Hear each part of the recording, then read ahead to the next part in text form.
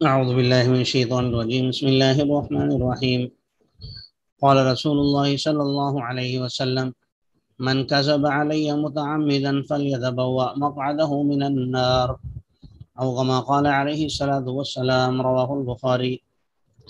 نبی کریم صلی اللہ علیہ وسلم کا ارشاد گرامی ہے کہ جس شخص نے مجھ پر جھوٹ باندھا جان بوجھ کر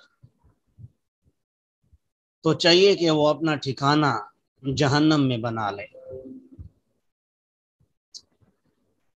مقصد یہ ہے کہ دینی معاملات میں، دینی مسائل میں بالخصوص قرآن کی تفسیر کرتے ہوئے احادیث کی روشنی میں اپنی طرف سے کوئی لفظ ایڈ کر دینا، ایک ہے سمجھانے کے لیے، ایک ہے بہت سی احادیثوں کو یکجا کر کے، وہ الگ بات ہے۔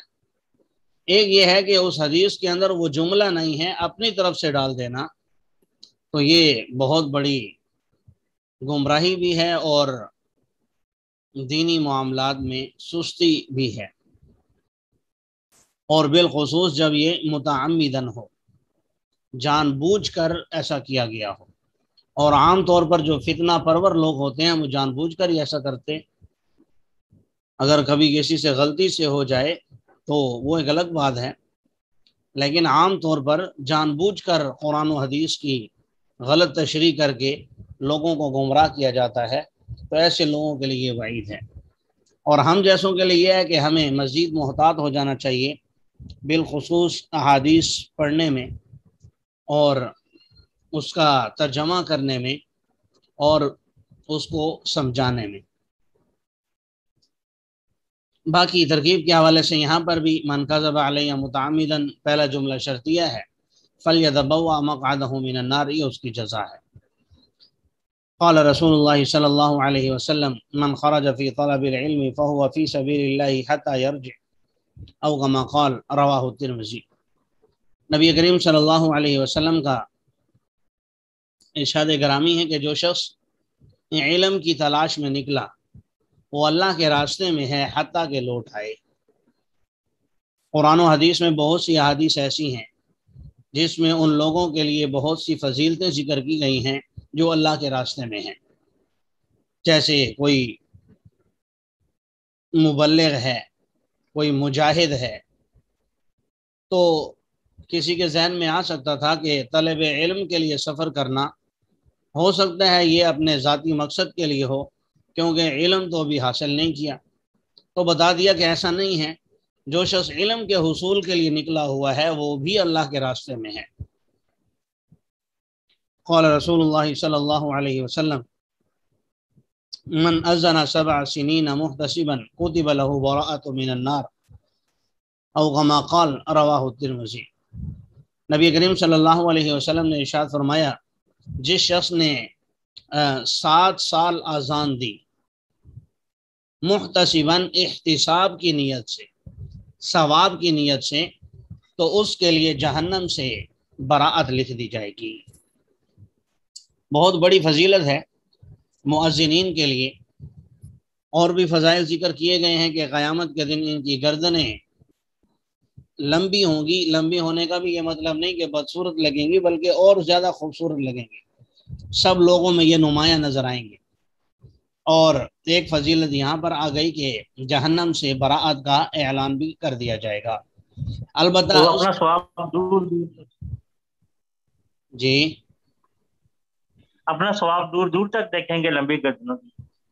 جی اور یہاں پر ایک شرط بیچ میں ایڈ کر دی، محتسباً، اذان دینے کا مقصد کیا ہو؟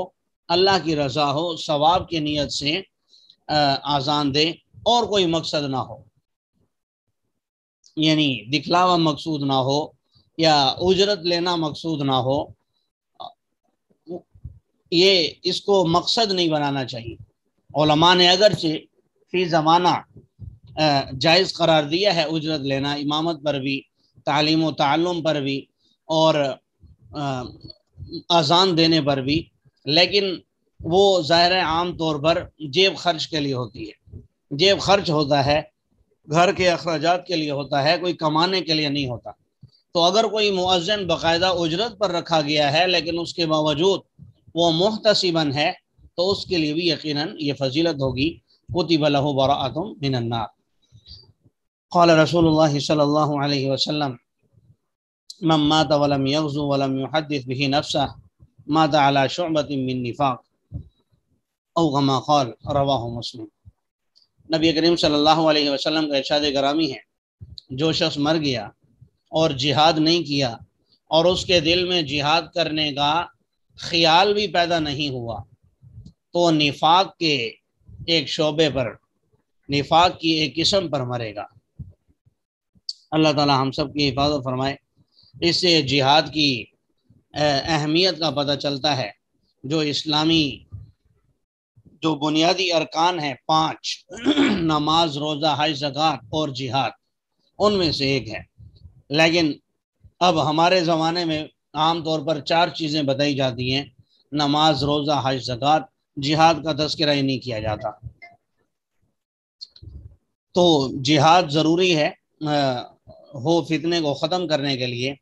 اگر زندگی میں جہاد کرنے کا موقع نہ ملے تو کم از کم دل کے اندر جذبہ ہونا چاہیے کہ اگر مجھے موقع ملا تو میں کروں گا۔